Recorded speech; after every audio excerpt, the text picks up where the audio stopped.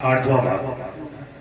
सुशीला सबके साथ सम व्यवहार किया करती, जो कुछ आप खाती पहनती वह घर में सबको समान भाव से देकर खाती पहनती।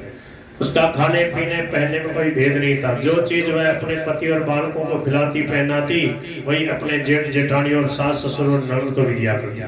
देखो एक दिन की बात है, वह अपने बच्ची को दाग, छुआरा, बादाम, नौजा, पिस्ता आदि मेवा दे रही थी। इतने में ही उन बालकों के साथ खेलने वाले बाहर के कुछ बालक आ गए। सुशीला ने अपने बालकों को न देकर उनसे ज्यादा और उनसे पहले उन दूसरे बालकों को दिया, काजू, किशमिश, बादाम, और जो कुछ अपने बालकों को दिया उससे ज्यादा ही थोड़ा उनको दिया। किंतु उनमें भी जो कुछ बढ़िया चीज थी वो बाहर वाले बालकों को दी, जो घटिया थी वो अपने बालक को दी। सुशीला के इस बर्ताव का उसके बच्चों पे भी बड़ा असर पड़ा कि बढ़िया चीज दूसरों को देनी चाहिए। उसके लड़के लड़की बड़े सुशील थे, उन्होंने भी अपने हिस्से का आधा भाग उन बाहर के बालकों को और दे दिया। बोले माँ दे रही है, लो हम भी देते हैं, खूब प्रेम से खाओ पियो मौज करो। सच्ची सुशीला माता के लड़के ऐसे क्यों न हो, सच्ची सुशीला माता के लड़के ऐसे क्यों न हो। सुशीला अपने पति की विशेष सेवा किया करती थी और कभी कभी अपने पति के साथ कथा या व्याख्यान सुनने जाया करती थी। साथ में उसका लड़का और लड़की भी जाया करते हैं। समझ में आ रही है क्या आपको? अब तेरे टावरा ने लावे बूढ़ा ठेरा मारे तो पाती आवे। अब ये जो कथा सत्संग सुना रहा हूँ यही असली पढ़ाई है, पर जिनको जरूरत है वो तो आते नहीं, जो दूध के धोए हैं वो बैठे यहाँ पे। बोल नंद के लाला की राम राम राम। सुशीला अपने पति की विशेष सेवा किया करती और कभी कभी अपने पति के साथ कथा या व्याख्यान सुनने जाया करती, तो साथ में उसका लड़का और लड़की भी जाया करते। बालकों में स्वाभाविक चंचलता होती है, किंतु उसके बालक शांत प्रकृति के थे, क्योंकि सुशीला का स्वभाव स्वाभाविक चंचलता रहित था। वे वहाँ शांतिपूर्वक चुपचाप बैठकर ध्यान से व्याख्यान सुनती, कथा सुनती।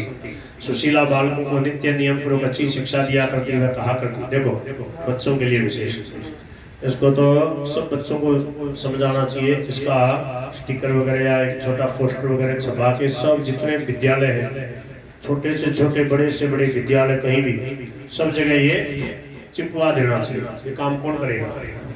नवरत्न जी आए क्या? नहीं आए? हाँ नवरत्न जी आप और ये कृष्णदास जी, त्रिलोक जी और मूलचंद जी, उनके लड़के ये काम संभाल सकते हैं। देखो मैं जो बातें बता रहा हूँ उनको पोस्टर पे छपवाओ और जितने विद्यालय है वहां पर जैसे बैनर वगैरह बनाते हैं ना, ऐसे बनवा करके ये करना थोड़ा काम जितना हो सके।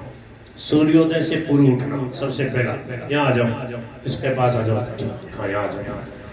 ए बच्चे तुम आगे से वहाँ आ जाओ, उसके पीछे बैठ जाओ। देखो सबसे पहला नियम क्या है? सूर्योदय से पहले उठना, नित्य बड़ों को प्रणाम करना, झूठ, कपट, छिपाव, हिंसा, चोरी आदि कभी नहीं करना। यह असली शिक्षा।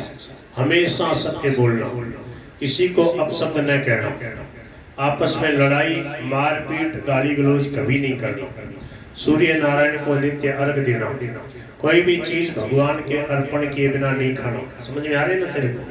देखो कितनी अच्छी बच्ची, इसके सब समझ में आ रही। सबकी सेवा की भावना रखना, बाजार की बनाई हुई चीजें कभी नहीं खाना। कोई टॉफी, चॉकलेट और वो क्या होता है गोल गोल वाले में तो बहुत बेकार लगता है, वो पानी भर भर के उसमें कोई न छाछ है, न राबड़ी है, न घी दूध दही है, उसको क्या खाते हो? और ऐसे जूठा ही खा रहे हो, जूठा ही हाथ से दे रहा है, तो कहाँ भगवान में मन लगेगा?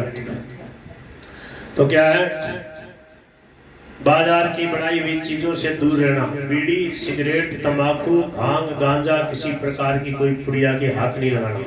बाहर की किसी प्रकार की कोई बोतलें में क्या क्या भर के आता ना, हमने आज तक कोई चखा नहीं। देखो शुद्ध खान पान, शुद्ध सात्विक जल पियो, प्रसाद पाओ, निरोग रहो। बीड़ी, सिगरेट, तंबाकू, भांग, गांजा आदि मादक वस्तुओं का कभी सेवन न करना। नाटक, सिनेमा, क्लब आदि में कभी नहीं जाना। कथा, कीर्तन, सत्संग में शांति पूर्वक सुनना, कोई भी चीज मिले उसे उपस्थित मित्रों को देकर खाना, बड़ों की आज्ञा का पालन करना और सदा कर्तव्य परायण रहना। कहीं दूसरे के घर पर जाएं तो वहां कोई चीज मांगने की तो बात ही क्या, उनके देने पर भी संयम बरतना। बहुत ज्यादा आग्रह करके प्रेम से दे तो प्रेम से स्वीकार करना, नहीं तो जहां तक बचते रहना। बस अपने से जो कुछ बने दूसरों की सेवा करनी चाहिए। कभी दूसरों की सेवा का पात्र नहीं बनना चाहिए, दूसरे से सेवा करवानी अपने करते। बच्चों के लिए कितनी सुंदर शिक्षा है, बोल गिरधर गोपाल सभी के लिए। इस प्रकार घर में नित्य नियम से उपदेश की बातें और कथा कीर्तन हुआ करता, इसी से सुधार होगा। रामायण पढ़े, सत्संग की बातें पढ़े, इसने इसका बालकों और घर वालों पर बड़ा अच्छा असर पड़ने लगा और वे सब सुशिक्षित हो गए। अब सुशीला के चरित्र का 9वां भाग।